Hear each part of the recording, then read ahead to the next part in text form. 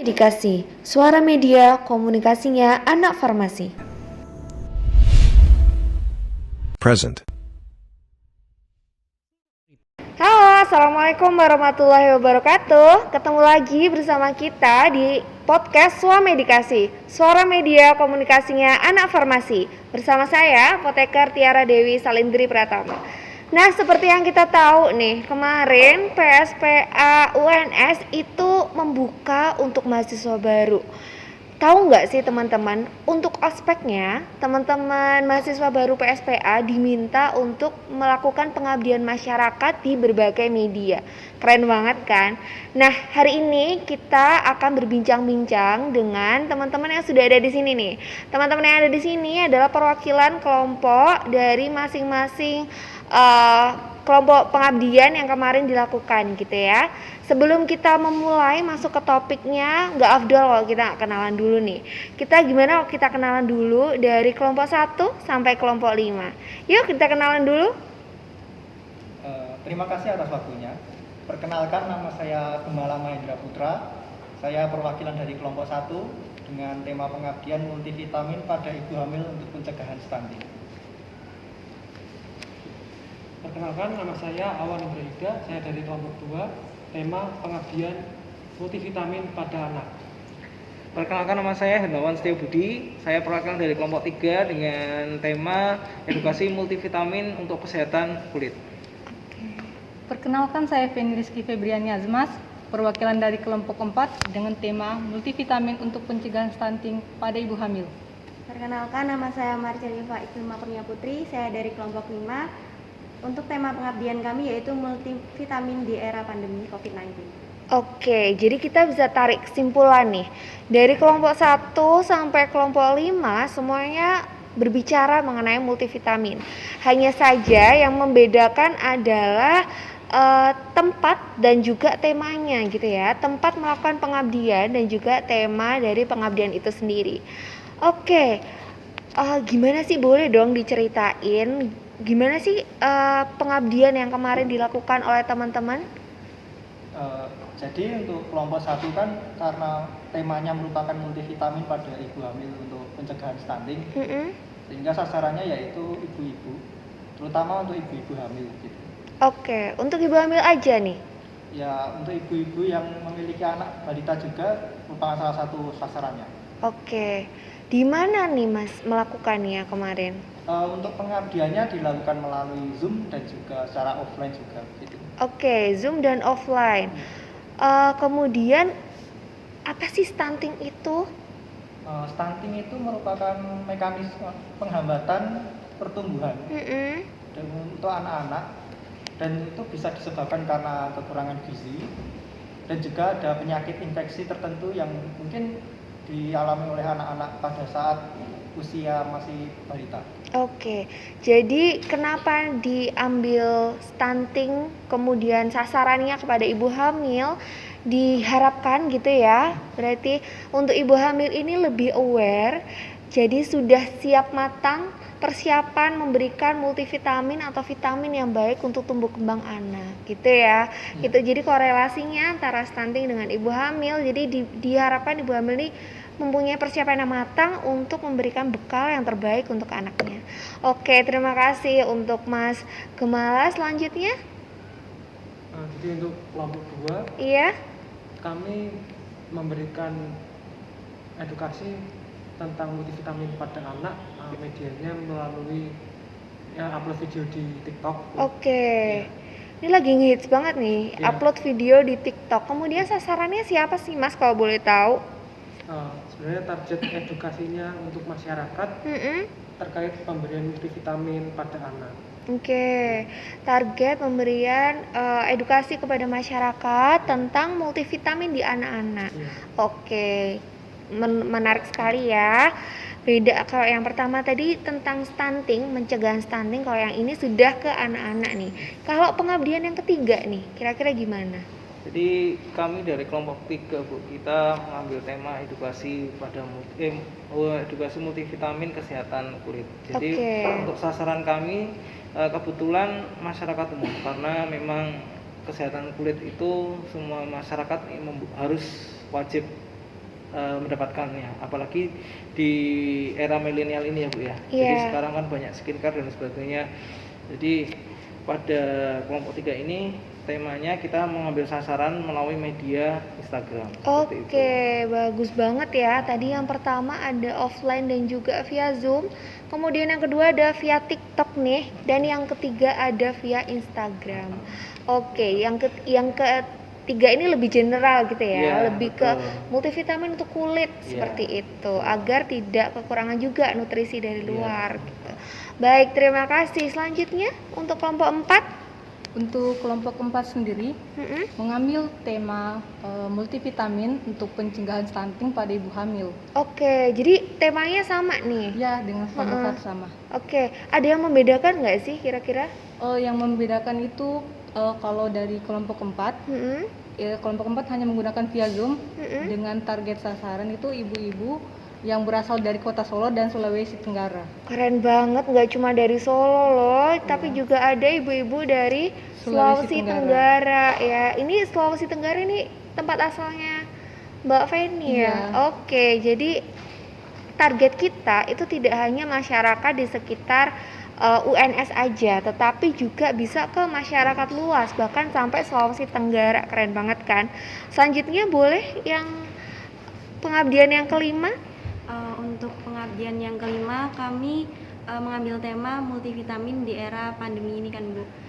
Untuk sasarannya sendiri pada seluruh masyarakat, karena kita ketahui bahwa COVID-19 sekarang ini kan marak sekali di Indonesia ya Bu ya. Dan untuk pengaplikasiannya kami melakukan pengambilan video di apotek UNS Bu. Oke, jadi ini kemarin ya yang Iya. kita lakukan melalui via YouTube ya.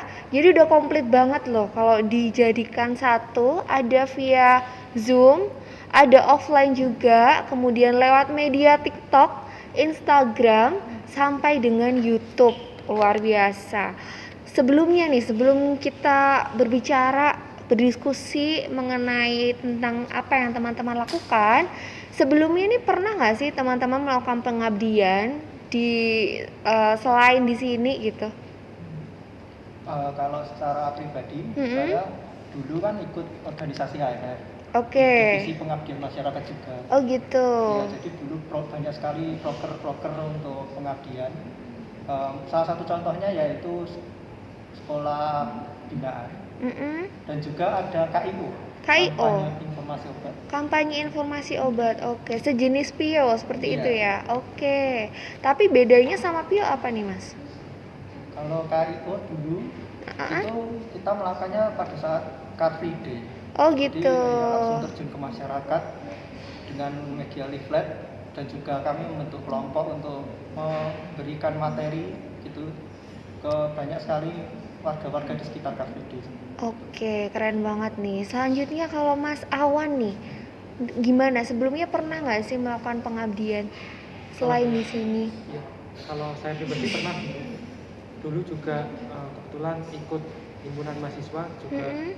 berhubungan dengan masyarakat juga, Oke. masuk ke divisi hubungan masyarakat. Kalau Mm-mm. tadi pengabdian masyarakat, saya hubungan masyarakat, jadi divisi kami memberikan informasi seputar informasi farmasi melalui media Instagram dan majalah. Oke, yang ini media Instagram dan majalah gitu ya. Baik, kalau Mas Wawan sendiri? Kalau saya sendiri sih sudah pernah juga sih waktu kuliah juga ya Bu ya. Mm-mm. Jadi dulu kan kebetulan juga jadi koordinator di bidang sosial. Iya. Jadi dulu sih ada program mengajar di sekolah, jadi edukasi tentang kefarmasian sih. Kemudian di masyarakat juga pernah juga kan bakti sosial, jadi kita juga ada edukasi terkait dengan penggunaan obat sih Bu, lebih tepatnya. Karena Oke. memang di kalangan masyarakat kan obat kan juga masih awam juga, jadi kita mengedukasi. Tentunya contohnya juga antibiotik dulu sana pernah juga edukasi seperti itu. Oke, jadi kalau Mas Awam nih ada di semuanya gitu ya. Oke, baik yang melalui media, baik juga yang offline seperti itu. Terima kasih. Selanjutnya, Kalau untuk saya sendiri Saya pernah melakukan kegiatan pengabdian pada saat waktu kuliah S1, di mana kegiatan itu merupakan kegiatan KKN. Dalam kegiatan kami itu dulu kan KKN yang kami lakukan itu pada masa COVID-19 masih marak-maraknya. Jadi kami di situ mensosialisasikan mengenai penggunaan masker dan hand sanitizer kepada masyarakat. Selain itu juga kami mensosialisasikan penggunaan obat-obatan dari bahan alam yang bisa digunakan untuk pencegahan COVID-19 ini. Jadi ini lebih ke COVID ya, karena baru-baru ini dilakukannya. Terima kasih ya Mbak. Kemudian kalau Mbak Cherry sendiri gimana nih? Kalau untuk saya sendiri, saya pernah melakukan edukasi demam berdarah, Bu. Jadi mengunjungi di setiap rumah masyarakat, kemudian melakukan edukasi itu dilakukan selama seminggu dengan puskesmas. Kemudian olahraga, jadi diutamakan untuk para orang tua. Kan biasanya orang tua itu kan karena mungkin usianya yang semakin bertambah, terus malas untuk bergerak, beraktivitas seperti itu. Jadi di sekarang ini juga ya melakukannya, baik kayak semuanya sudah tidak asing gitu mengenai pengabdian masyarakat ya. Selanjutnya kalau dari pengabdian yang kemarin nih, kan medianya beda-beda. Apa sih hal yang menarik yang bisa teman-teman dapatkan gitu dari melakukan pengabdian yang kemarin? Kalau dari kelompok 1 ya, jadi untuk hal yang menarik itu menurut saya adalah karena kita sebelumnya belum pernah ya langsung tatap muka antar anggota ke kelompok. Jadi kita harus berdiskusi lewat WA, diskusi lewat Zoom gitu. Jadi kita sembari kita mencari materi untuk pengabdian, kita juga saling mengenal satu sama lain dulu. Melakukan bonding ya satu sama lain. Kalau dari kelompok Mas Awan gimana nih? Dari kelompok kami, kelompok 2 kebetulan menggunakan media TikTok. Jadi TikTok ini sedang booming ya Bu. Jadi membuat konten videonya itu berusaha untuk menarik viewers yang tertarik kepada yang interest kepada anak-anak. Jadi seperti itu Bu. Jadi membuat konsep videonya yang kami anggap untuk anak-anak itu masuk gitu Bu. Jadi kalau tadi Mas Gemala ini interestingnya karena bonding sama teman-teman baru. Kalau Mas Awan lebih ke gimana caranya kita mengemas apa yang kita ingin sampaikan dengan cara yang menarik gitu ya. Kalau Mas Wawan gimana nih? Kalau dari kelompok 3 sih lebih pengemasannya juga sih Bu. Jadi pembuatan materinya kita juga poster kan lewat poster juga ya Bu ya. Jadi kita gimana caranya kita mengemas bahasa dengan yang mudah dipahami gitu, dengan bahasa yang mudah dipahami seperti itu. Dengan bahasa yang mudah dipahami tapi bisa nyantol gitu ya, betul, ke teman-teman yang melihat seperti itu. Kalau dari Mbak Feni, mohon maaf, Kalau dari kelompok kami itu hal yang menarik menurut aku pada saat pengerjaan materi kami tuh, walaupun kami berbeda-beda, maksudnya tempat kami, lokasi kami jauh, tetapi kami bisa mengerjakan materi kami mengerjakan secara baik dan cepat. Kemudian untuk pembagiannya itu sangat menarik sekali menurut saya, karena walaupun kami berbeda-beda lokasi, tetapi kami bisa mengerjakan suatu materi kami dengan sangat baik. Jadi kayak Bhinneka Tunggal Ika gitu ya, walaupun jauh dan berbeda nih, tetap satu tujuan gitu. Dan kami juga bisa mengefisiensikan waktu. Efisiensi waktunya juga jalan gitu ya. Jadi itu hal yang menarik pada saat mengemas pengabdian masyarakat yang kemarin. Selanjutnya untuk kelompok yang terakhir Mbak Cherry nih gimana? Kalau untuk hal yang menarik menurut saya, ketika kita bisa kumpul bareng, apalagi kumpulnya kan di apotek UNS, kemudian bisa bertemu dengan ibu, terus kita sharing-sharing ilmu. Jadi kita mahasiswa itu bisa tambah ilmu secara tidak langsung, bisa bertemu dengan ibu. Kemudian saat take video kita juga bisa belajar untuk menyampaikan informasi yang sederhana, lalu bisa diterima oleh masyarakat. Oke, jadi kalau yang kelima ini yang terakhir karena kita bisa berdiskusi bareng gitu ya, bertemu secara langsung gitu ya, dan kita dapat menyampaikan, mengemas materi secara sederhana tapi bisa dinikmati oleh yang nanti melihat seperti itu. Oke, tadi kalau kita ngomongin tentang hal yang menarik nih, apa hal yang paling susah ketika teman-teman nih melakukan pengabdian masyarakat? Boleh kita balik ya, dari Mbak Cherry dulu mungkin? Kalau menurut saya yang tersulit itu saat mengumpulkan materi ya Bu ya. Jadi itu kan memang banyak sekali literatur-literatur yang membahas tentang multivitamin. Namun tidak secara detail. Jadi dari situ kami harus selain bertemu bertatap muka juga, sebelumnya juga kami melakukan secara via WA untuk berdiskusi dengan materi yang kami dapatkan itu. Oke, jadi cara mengumpulkannya, jawaban dari apa yang sudah ingin dilontarkan gitu ya di pada materi. Oke, kalau dari Mbak Feni sendiri gimana? Kalau aku sama kayak Mbak Cherry juga, masalah ke materi. Oke. Untuk mencari literaturnya tuh sangat, menurut aku tuh sangat banyak.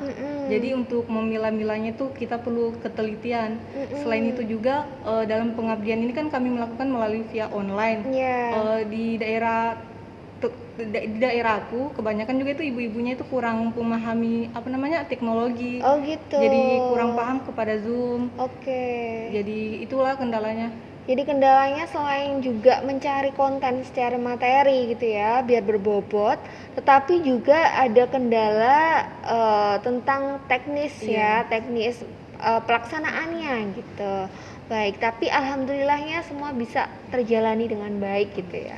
Oke, kalau Mas Wawan sendiri gimana? Kalau dari kelompok 3 sih kendalanya yang pasti kan kita bukan dari orang desain. Oke. Nah, sedangkan kita kan pakainya poster dan video, otomatis juga itu menjadi kendala, salah satu kendala yang tadi juga disebutkan mencari konten yang menarik. Nah itu sih Bu, lebih ke dua itu sih. Oke, lebih gimana caranya mengemas dengan eye catching gitu ya, kalau Instagram gitu lebih baik gitu, tapi dengan kontennya juga dapet gitu ya. Oke, kalau dari kelompok TikTok nih, dari kelompoknya Mas Awan.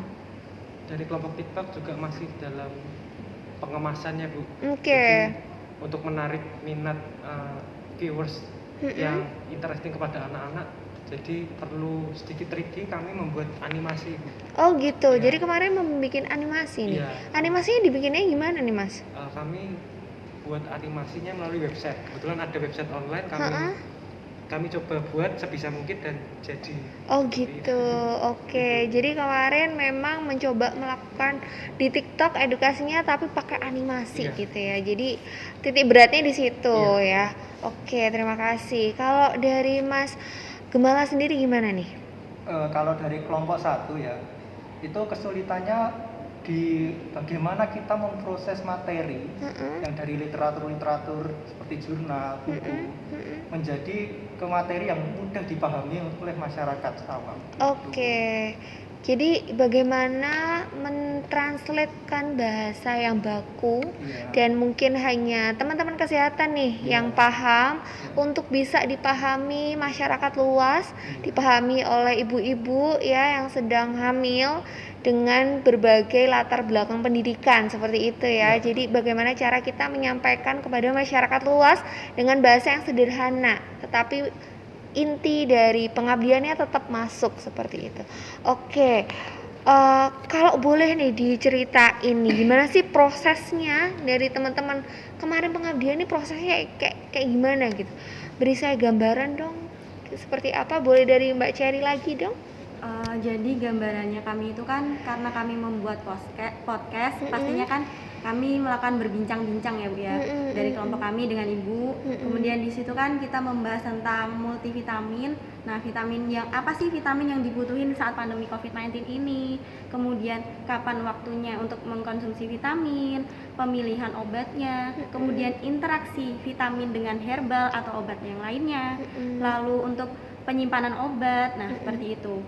Lalu kami lakukan dokumentasi dengan cara mengambil video, kemudian di-upload di media sosial yaitu YouTube. Oke, jadi kalau teman-teman yang penasaran sama kontennya dari kelompok Mbak Cherry, itu ada di podcast kedua kita, podcast Swamedikasi yang kedua mengenai multivitamin di era pandemi gitu ya.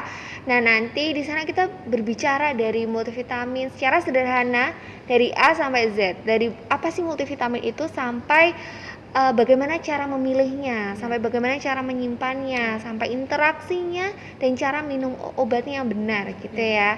Oke, ini seru banget nih.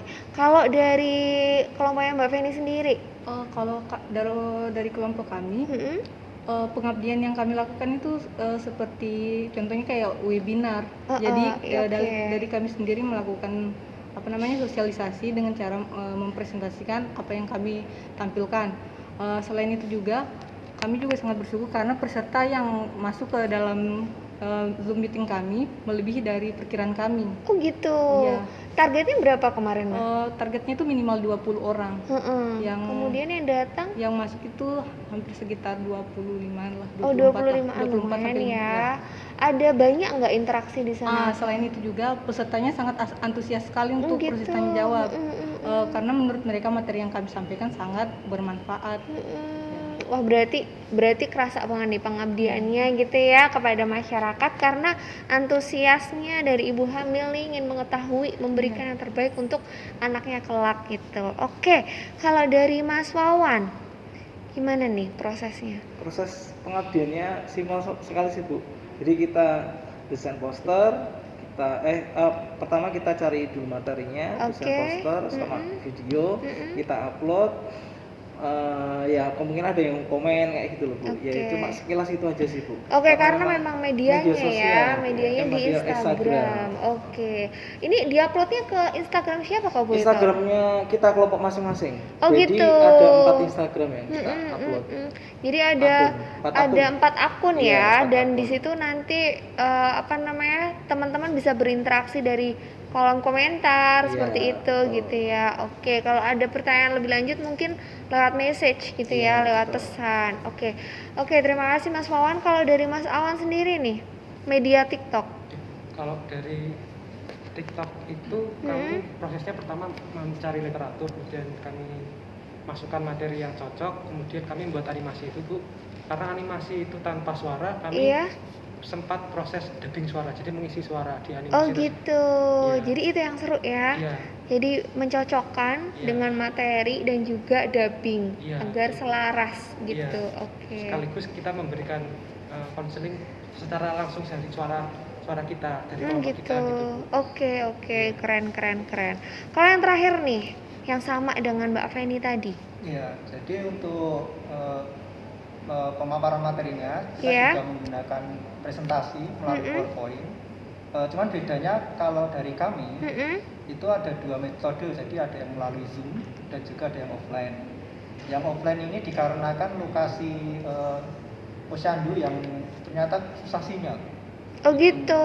Untuk posyandunya memang susah sinyal gitu ya. Iya, jadi sebagian anggota kelompok kami melakukan pemaparan materinya secara offline dan sebagian lagi melalui Zoom gitu.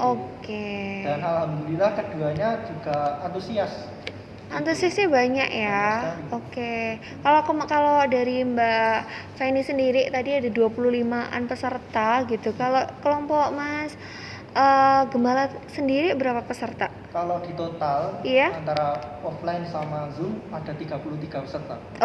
Lumayan banyak ya 33 peserta, dan semua ibu-ibunya antusias gitu untuk mengerti apa sih stunting, bagaimana sih cara mencegah stunting seperti itu dan lain sebagainya. Keren banget nih. Kalau boleh nih saya diberitahu dong highlight dari masing-masing pengabdian itu apa sih yang poin terpenting dari pengabdian teman-teman kemarin? Boleh dari Mas Gembala? Jadi kan temanya adalah multivitamin pada ibu hamil untuk mencegah stunting. Jadi kami menekankan bahwa multivitamin itu sangat penting untuk ibu hamil, karena kan itu akan berhubungan dengan 1000 hari golden period ya. Dan 1000 hari golden period itu merupakan masa-masa penting bagi anak-anak. untuk mencukupi kebutuhan gizi, sehingga untuk mencegah stunting, karena stunting itu sifatnya kan irreversible. Ya, jadi tidak bisa diobati namun bisa dicegah. Oke, jadi lebih menekankan mengapa sih kita butuh aware terhadap stunting gitu, dan cara mencegahnya untuk memenuhi kebutuhan vitamin anak-anak di golden periodnya, seperti itu. Oke, terima kasih. Selanjutnya kalau dari Mas Awan sendiri nih. Kalau dari kelompok 2, kami menekankan pada masyarakat bahwa memang multivitamin itu penting untuk tumbuh kembang anak dan menjaga imunitas anak. Tetapi yang perlu digarisbawahi adalah multivitamin itu maksud kami pemberian makanan 4 sehat 5 sempurna itu jauh lebih penting daripada pemberian multivitamin seperti itu. Jadi biar tubuh anak itu memiliki merangsang sendiri imunitasnya, jadi membentuk kekebalan alami dan tumbuh kembang yang alami seperti itu. Untuk multivitamin hanya untuk mengontrol dan menjaga saja, untuk mempertahankan saja. Jadi kita memaparkan mengenai pentingnya multivitamin yang berasal dari alami gitu yang berasal dari makanan, mungkin sayur dan juga buah gitu.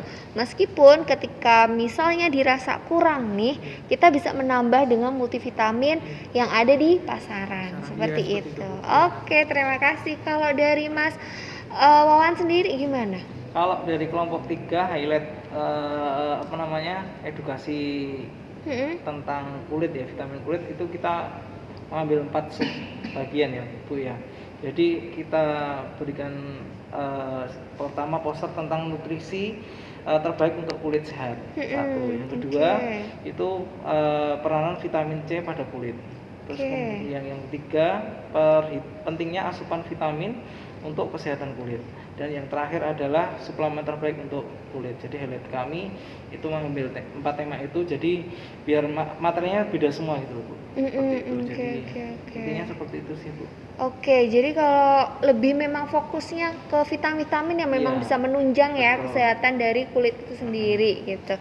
Oke, keren banget. Padahal dan kita tahu gitu ya, vitamin kesehatan kulit itu sangat penting ya, nggak cuma buat perempuan tapi juga untuk para laki-laki, tua, muda semuanya bisa masuk gitu ya Mas ya. Oke, terima kasih. Kalau dari Mbak Feni sendiri nih? Kalau dari aku setuju dengan pendapat Mas Gemalang. Di